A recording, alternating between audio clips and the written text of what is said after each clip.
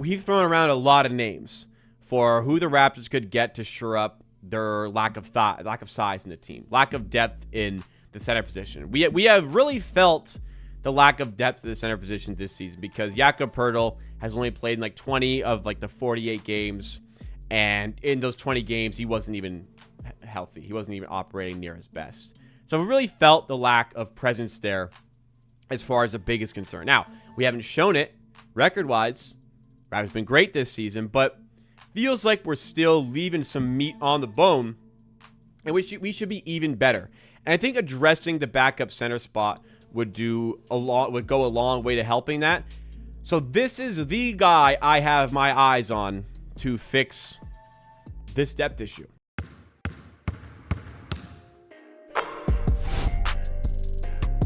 And I'm not going with like a flashy name or anything here. The flashier names out there are guys like Daron Sharp, who, pretty young center, who provides quality minutes, who can get better. That is a guy I'd be interested in, no doubt. That is a guy I'd be interested in. But I want to take it a bit more realistic because I look at the Brooklyn Nets. It's a rebuilding team. They're trying to get better. I don't really see why the Brooklyn Nets would want to trade away a productive young big. Feels like that's the type of player you want to keep a hold of and continue to build your team with. But I think I found a player here that not only helps the Raptors and satisfies the need to bring in size to the team, but I think it's also a player that the team that we're talking about would definitely consider trading. And that player is Goga Bitadze on the Orlando Magic. Ever since he's moved to the Magic from the Indiana Pacers, he has started to bring more quality minutes to the table, more winning minutes to the table. This season, played in 40 games, 6 points per game, 5 rebounds, decent field goal percentage, like quality, and he's 6'11". He's been a relatively consistent contributor to this Orlando team for the last 3 seasons, including this one. And he's a good defender to go with it. Now, the Raptors just don't have the size for certain matchups. Like, I know the Raptors won 4 games in a row the time that we're recording this here. 4 games in a row, the West Coast road trip. The 2 games before that, they lost. One of the key reasons why they couldn't compete with the Clippers or the Lakers was they had nobody who could deal with, for the Clippers, Ivica Zubac, and for the Lakers, DeAndre Ayton, who went 10 of 10 from the field in that game. Yes, Colin Murray-Boyles is, a good player who can play the 5. Yes, Mohamed Kilstree is a great player who can play the 5. Yes, Scotty Barnes is an excellent player who can definitely play the 5. But sometimes you're just dealing with size. You do not have a body to throw at them when Jakob Poeltl is out. And signs are starting to point towards a relatively dire situation with his back. This is something that needs to be addressed. If you want to be a serious team, and the Raptors, look, they're 10 games above 500. They are the 3 seed in the Eastern Conference.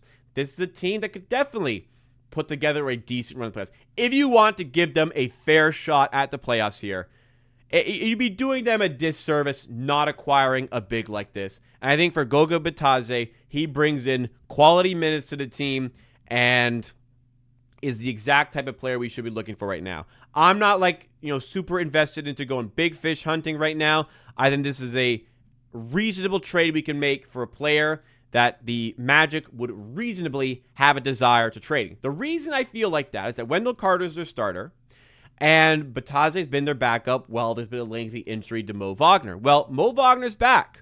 Mo Wagner in the last 5 games for the Magic has played in 4 of them, and he's getting steady minutes in that stretch.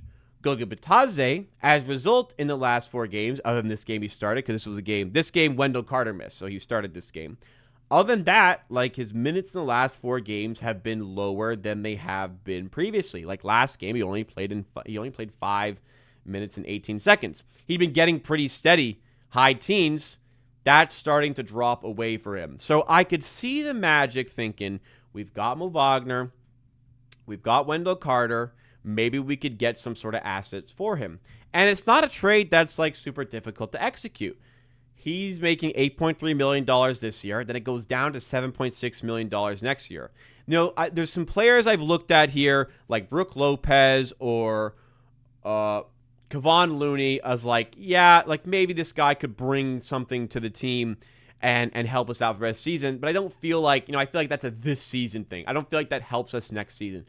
I think Bitadze helps us this season. I think he helps us next season. And I think that this is the sort of trade that could be pulled off by the Raptors. But to put it to the test, let's try and piece together what exactly this trade could look like for Orlando to want to do this. Because, this is a team that's in the East with us. This is a team relatively close to the standings with us. So it's got to be something that is beneficial to them as well if we're getting a player who's going to give us good minutes. But again, having two centers already getting minutes, you don't really need a third. So maybe there's a way the Raptors can pull this off.